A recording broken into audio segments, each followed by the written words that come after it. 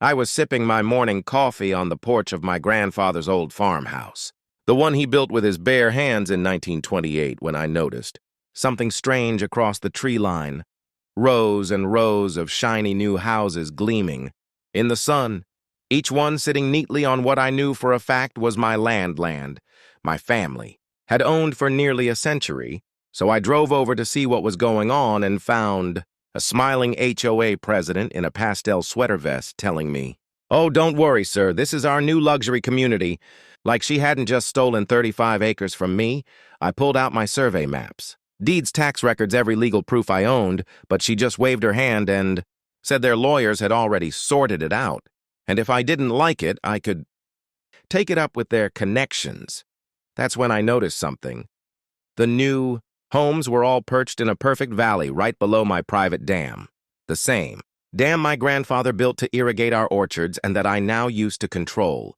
The flow of the little river feeding the entire area, so instead of getting angry, I smiled, nodded, and went home for the next week. I watched the HOA plant their flower beds, set up their shiny white picket fences, host welcome barbecues for their smug new homeowners, and all the while I was in my shed quietly opening the dam gate little by little at first. Just a trickle enough to make the soil wet, then enough to turn their perfect emerald lawns into soft mush.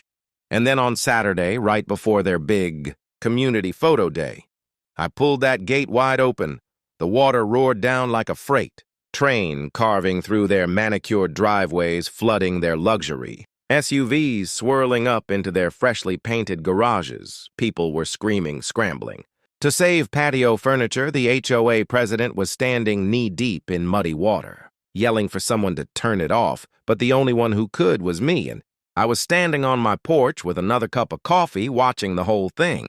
Like it was my own private fireworks show. The county inspector came the next day, saw the property lines, saw my dam, saw my deed, and said, "Well, folks, it looks like you built 35 homes on the wrong side of the law." Lawsuits flew. Buyers pulled out mortgages, defaulted, and the HOA went bankrupt within months. Their fancy, pastel-painted dream community now stood abandoned, half-submerged in weeds and mosquitoes.